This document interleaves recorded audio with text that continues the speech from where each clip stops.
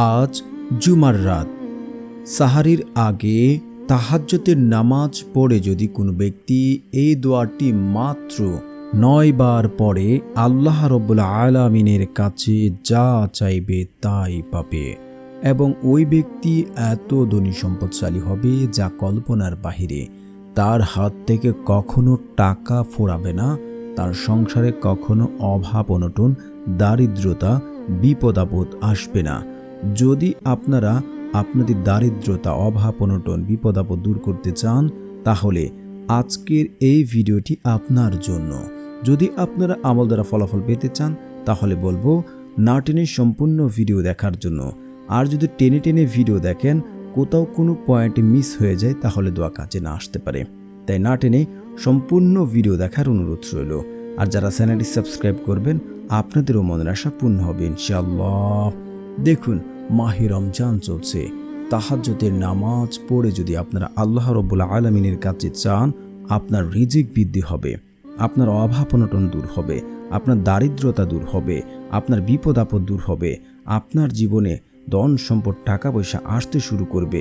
আপনি কখনোই হতাশ হবেন না, কখনোই দারিদ্রতার মধ্যে পড়বেন না। কিন্তু এই মাহে রমজানের এই সুবর্ণ সুযোগ আমরা অনেকে শুয়ে কাটিয়ে দেই, অবহেলায় কাটিয়ে দেই। কিন্তু আল্লাহ রাব্বুল আলামিন প্রত্যেক রাত্রে এসে তার বান্দাদের ডাকেন, কে অভাবে আছো, কে দারিদ্রতার মধ্যে আছো, কে বিপদে আছো, কে আমার কাছে চাইবে, আমি তার চাওয়া পূর্ণ করে দেব। মানুষের জীবনের অভাব কেবল টাকার শূন্যতা নয়, বরং বরকতের অভাব। অনেক উপার্জনের পরেও কেন আমাদের পকেট বরকত থাকে না, কেন ঋণ আমাদের পিছু ছাড়ে না? এর উত্তর লুকিয়ে আছে আমাদের জীবনযাত্রা আমল ও অভ্যাসের মাঝে। রাসূল সাল্লাল্লাহু আলাইহি ওয়াসাল্লাম এমন কিছু চাবিকাঠি আমাদের দিয়ে গেছেন যা দিয়ে বন্ধ রিজিকের দরজা খোলা সম্ভব, কিন্তু আমরা সেটা তল্লাশি করি না। আমাদের রিজিক যেখানে বন্ধ হয়ে গেছে সেই চাবিকাঠি রাসূল সাল্লাল্লাহু আলাইহি ওয়াসাল্লাম শিখিয়ে গেছেন কিভাবে বন্ধ রিজিকের দরজা খোলা সম্ভব। আজকে আপনাদের সামনে এই পরীক্ষিত আমলটি যদি আপনারা করতে পারেন, আপনার হতাশা কখনোই থাকবে না, দারিদ্রতা থাকবে না, আপনার বিপদ আপদ কখনই আসবে না। হতাশ যখন আমাদের ঘরে ঘিরে আর অভাব যখন দরজায় কড়া নড়ে, তখন মুসলিম হিসাবে আমাদের ফিরে যেতে হয় সেই সত্তার কাছে, যিনি শূন্য হাতেও সমুদ্র তলা মাছকে রিজিক দেন।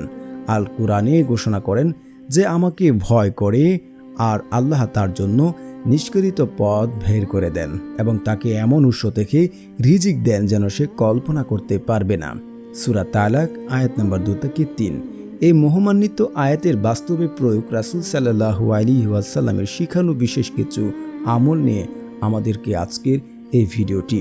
যদি আপনি কোনো চান যে আপনার অভাব অনটন দারিদ্রতা বিপদ আপদ আল্লাহ তাআলা দূর করে দিক, আপনার জীবনে সমৃদ্ধি দিক, তাহলে আজকের আমলটি আপনি শুধু সাহারির আগে তাহাজ্জুদের নামাজ পড়ে যদি আপনি চাইতে পারেন, আল্লাহর কসম করে বলছি আপনার চাওয়া পাওয়া আল্লাহ তাআলা পূরণ করবে। আপনার যদি কোটি কোটি টাকার ঋণ থাকে, যে টাকার ঋণ আপনি পরিশোধ করতে পারছেন না, আপনার এক আছে যে আপনি পরিশোধ করতে পারবেন কিন্তু আপনি করছেন না, এটা কিন্তু হবে না। কিন্তু আপনি একেবারে অপারগ হয়ে গেছেন, আপনি ঋণ পরিশোধ করতে পারছেন না, মানুষ আপনাকে চারদিক থেকে ঘিরে রেখেছে, আপনি শান্তিমতো ঘুমাতেও পারছেন না, তাহলে আজকের এই দোয়ার মাধ্যমে আপনি যদি আল্লাহ তাআলার কাছে বলেন, আপনার সেই ঋণ পরিশোধ হবে ইনশাআল্লাহ, আপনার চাওয়া পাওয়া পূর্ণ হবে। রাসূল সাল্লাল্লাহু আলাইহি ওয়াসাল্লাম এমনটাই বলেছেন, কিন্তু আমি আপনি সেই সময় ঘুমিয়ে থাকি, চাই না। তাহলে আমরা আমল দ্বারা কিভাবে ফলাফল পাবো, কিভাবে চাইতে হবে, কোন পদ্ধতিতে চাইতে হবে, আর কিভাবে চাইলেই বা আমাদের অভাব অনটন দারিদ্রতা আল্লাহ তাআলা দূর করে দেবেন, গুছিয়ে দেবেন, আমাদের জীবনের সচ্ছলতা দান করবেন। তো বন্ধুরা, আমলটি কিভাবে করবেন? সর্বপ্রথম আপনারা যখন তাহাজ্জুদের নামাজ পড়তে উঠবেন বা সাহারি খাবেন, অনেকে হয়তো আগে সাহারি খেয়ে নেন, ঘন্টার সময় থাকে, আধা ঘন্টা সময়ও থাকে, ওই সময় আপনারা ঘর থেকে পরিষ্কার পরিচ্ছন্ন কাপড়টা আপনি পরে নেবেন। তারপর আপনারা ঘর থেকে ভালো জামাটা পরে উত্তম রূপে উজু করতে চলে যাবেন। উত্তম রূপে উজু করে এসে আপনি ঘরে জায়নামাজ বিছাবেন, ঘরের লাইটগুলো বন্ধ করে দেবেন, দিয়ে আপনি এই পদ্ধতিতে নামাজটি পড়বেন। যখন আপনি 2 রাকাত 4 রাকাত 8 রাকাত 12 রাকাত আপনার যত রাকাত ভালো লাগে আপনি তাহাজ্জুদের নামাজ পড়বেন। তাহাজ্জুদের নামাজ পড়ে আপনি সিজদাতে যখন যাবেন, সুবহানা রাব্বিয়াল আলা, সুবহানা রাব্বিয়াল আলা, সুবহানা রাব্বিয়াল আলা, সুবহানা রাব্বিয়াল আলা 3 বার, 5 বার বা 7 বার যখন আপনি পড়বেন, তখন আপনি এই কাজটি করবেন। আপনি যে উদ্দেশ্যে যে আশায় দোয়াটি করছেন সেটা সিজদারত অবস্থায় একবার বলবেন। তারপর আপনার নামাজ শেষ করবেন, জায়নামাজে আবারও সুন্দর করে বসবেন। বসে আপনি সুবহানাল্লাহ, আলহামদুলিল্লাহ, লা ইলাহা ইল্লাল্লাহ এই জিকিরগুলো আপনারা একবার পড়ে নেবেন। আপনি 33 বার পড়তে পারেন, 11 বার পড়তে পারেন, আপনি 100 বার পড়তে পারেন। এটা আপনার যদি সময় যতটুকু কোলায় ততটুক আপনি পড়তে পারেন, কোনো বাধ্যবাধকতা নেই। তারপর হচ্ছে আপনারা পড়ে নেবেন ইস্তিগফার। ইস্তিগফারের অনেক অনেক অনেক ফজিলত যা বর্ণনা করে শেষ করতে পারবো না। আপনারা আবু দাউদ হাদিস নাম্বার 1518 সূরা নূহ 12 নম্বর যাচাই করবেন। যে ব্যক্তি বেশি বেশি হর হামেশায়, ধরেন আপনার সামনে এমন একটি বিপদ এসে গেছে, যে বিপদ থেকে আপনি কোনোভাবেই মুক্তি পাওয়ার কোনো পথ বা কোনো পদ্ধতি দুনিয়াতে নেই। আপনি এমন কোনো বিপদে পড়ে গেছেন, কিন্তু সেই বিপদ আসলে বা সে অপরাধ আপনি করেননি। তার থেকে মুক্তির জন্য এই ইস্তিগফারই একটি উপায়। আপনি যদি বেশি বেশি ইস্তিগফার পড়েন, আল্লাহ তাআলা ওই বিপদ থেকে উদ্ধার হওয়ার জন্য উদ্ধৃতিভাবে পথ দেখান। সুবহানাল্লাহ, সুবহানাল্লাহ। শুধু তাই নয়, স্টিল নাও আপনার সংসারে যদি এখন দারিদ্রতা থাকে, বিপদ আপদ থাকে, অভাব অনটন থাকে, আল্লাহ সুবহানাহু তাআলা উদ্ধৃতিভাবে সেই বিপদ আপদ দূর করার, এই অভাব অনটন দূর করে দেবেন এবং আপনাকে এমন জায়গা থেকে, এমন সকল উৎস থেকে রিজিকের ব্যবস্থা করে দেবেন যা আপনি কোনোদিন কল্পনা করেননি এবং আপনি চিন্তাও করেননি। তো অবশ্যই আপনারা 21 বার ইস্তিগফার পড়বেন। আস্তাগফিরুল্লাহ, আস্তাগফিরুল্লাহ, আস্তাগফিরুল্লাহ, আস্তাগফিরুল্লাহ। অনেকে আস্তাগফিরুল্লাহ, আস্তাগফিরুল্লাহ, আস্তাগফিরুল্লাহ এভাবে পড়ে, উচ্চারণ হবে না, কাজ হবে না। তো আপনারা সঠিকভাবে পড়বেন। তারপর আপনারা আল্লাহ রাসূল সাল্লাল্লাহু আলাইহি ওয়াসাল্লামের উপরে দুরূদ শরীফ পড়বেন, কারণ দুরূদবিহীন দোয়া কবুল করা হয় না, সেটা আসমানে গিয়ে ঝুলন্ত অবস্থায় থাকে। আর আপনারা সকলেই জানেন দুরূদের কতটা ফজিলত রয়েছে। তো আপনারা 3 বার দুরূদ শরীফ পড়বেন। যদি দুরূদে ইব্রাহিম না পারেন তাহলে ছোট্ট দুরূদটা পড়ে নেবেন। সাল্লাল্লাহু আলাইহি ওয়াসাল্লাম, সাল্লাল্লাহু আলাইহি ওয়াসাল্লাম, সাল্লাল্লাহু আলাইহি ওয়াসাল্লাম।